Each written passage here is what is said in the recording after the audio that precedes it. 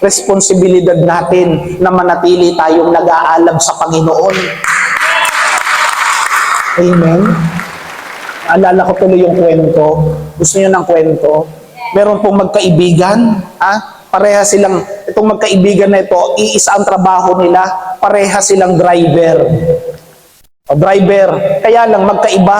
Ang isa, driver ng ambulansya, ang isa naman, driver ng karo, ng patay. Nasusundan nyo? Di pa nga, awa na kaagad eh. Isang gabi, nako, nagkayayaan silang bumaray. Ay kayo nakikinig? Sa madaling salita, nalasing sila, napuyat. Ay kinabukasan, may libing pala. Mas madaya sa inuman yung driver ng karo ng patay. Nandaya. Bakit? Mas marami siyang ininom. Ay hindi siya ngayon makagulapay. Masakit ang ulo. Ang ginawa niya, tinawagan niya yung kanyang kaibigan, yung kanyang kumpare. Sabi niya, kumpare, ikaw gay, ayos pa, ayos naman. Sabi niya, medyo masakit ang ulo. Baka pwede namang magpalit muna tayo. Bakit? Hindi ako makapag-drive ngayon. Pang umaga pala may ililibing.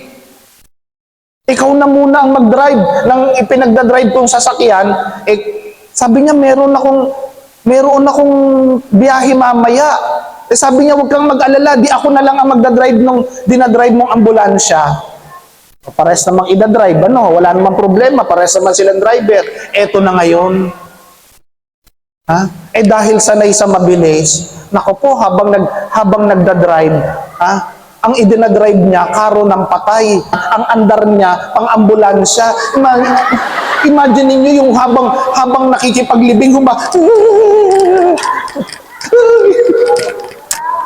Imagine niyo yung nakikipaglibing habang habol-habol nila yung kanilang patay. Eto naman ngayon. Yung isa, ambulansya ang dala-dala. Ang driver sa na isa, mabagal.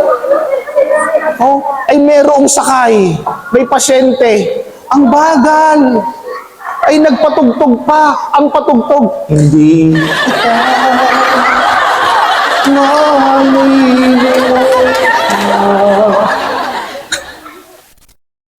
Ang bagal. Ano kayang pakiramdam ng pasyente, no? Ang bagal na, may nararamdaman ka pa, ang naririnig mong kanta na background, hindi kita.